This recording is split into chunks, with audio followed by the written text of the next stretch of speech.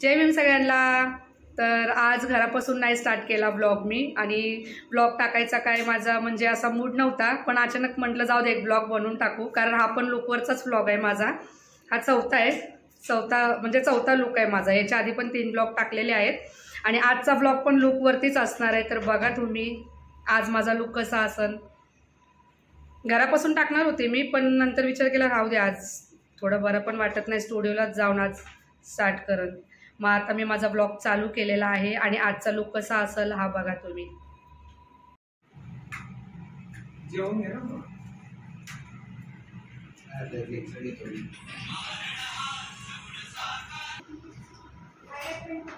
तिथे गाडी आज लागायचं डबल जाईल का ती रिटर्न?